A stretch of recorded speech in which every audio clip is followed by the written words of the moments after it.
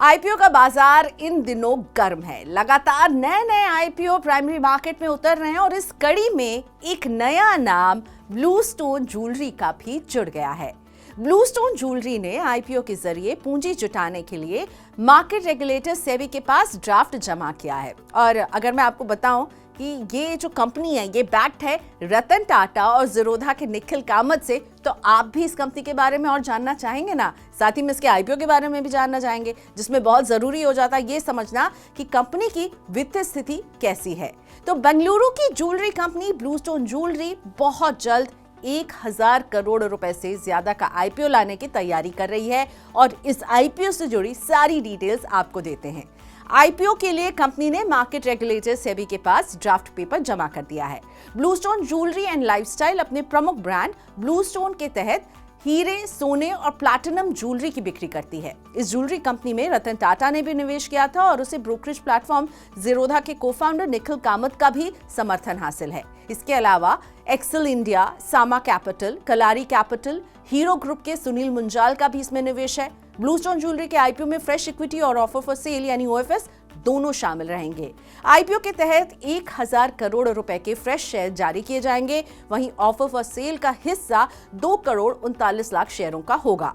OFS में Excel India, समा capital, Sunil कात मुंजाल समेत अन्य शेयरधारक अपनी हिस्सेदारी की बिक्री करने वाले हैं। ओएफएस के जरिए कलारी कैपिटल 79 लाख से ज्यादा share, almost 79,80,000 share, Sama Capital 41 lakh share, IvyCap Ventures जो है वो 31 लाख से ज्यादा शेयर और एक्सेल इंडिया 31 लाख शेयर, तो वहीं आयरन पिलर 17.5 लाख शेयरों की बिक्री करेंगे। हीरो एंटरप्राइजेस के चेयरमैन सुनील कांत मुंजाल भी 40 लाख शेयरों की बिक्री करने वाले हैं। कंपनी के सह संस्थापक गौरव कुशवाहा और गणेश कृष्णन की फिलहाल कंपनी में 18% की हिस्सेदारी है। एक्सेल इंडिया के पास 17.3% हिस्सा है। एंजल इन्वेस्टर्स में जोमैटो के दीपिंदर गोयल और ज़ीरोधा के निखिल कामत शामिल हैं। आईपीओ से जुटाई गई रकम में से ब्लूस्टोन 750 करोड़ रुपए का इस्तेमाल कामकाजी पूंजी की जरूरतों को पूरा करने के लिए करेगी। इसमें स्टोर्स का एक्सपेंशन, जो उनके लोन है उनका भुगतान यानी डेट बर्डन कम करेंगी, पार्टनरशिप और जॉइंट वेंचर समेत और भी इस तरह के प्लान्स शामिल हैं। वहीं 250 करोड़ रुपए का जो इस्तेमाल है वो कॉर्पोरेट गतिविधियों के लिए किया जाएगा। अब आइए कंपनी के फाइनेंशियल्स यानी उनकी वित्तीय स्थिति पर नजर डाल लेते हैं। फिलहाल ब्लूस्टोन घाटे में चल रही है।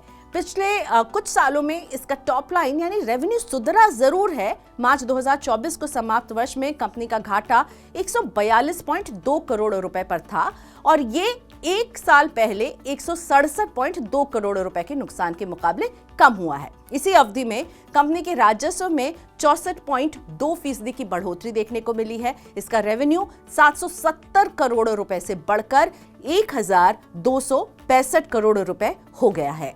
अब जान लीजिए इनके कॉम्पिटिटर कौन है। तो रिटेल ज्वेलरी सेगमेंट में ब्लूस्टोन मुकाबला करेगी टाइटन, कल्याण ज्वेलर, सेनको गोल्ड जैसी कंपनियों से, जो रेवेन्यू के मामले में इस कंपनी से काफी बड़ी हैं। साल 2024 की तरह साल 2025 भी आईपीओ के लिहाज से शानदार रहने वाला लग रहा है। अभी तक तो यही दिख रहा है।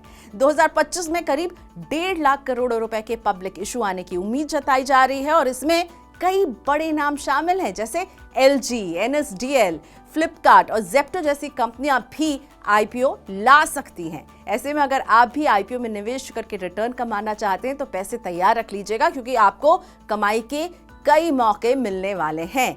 नए साल में ब्लूस्टोन ज्वेलरी का आईपीओ भी आ सकता है। लेकिन हाँ, जब भी किसी कंपनी में आप निवेश करने का सोच रहे हो तो 2 काम कीजिएगा।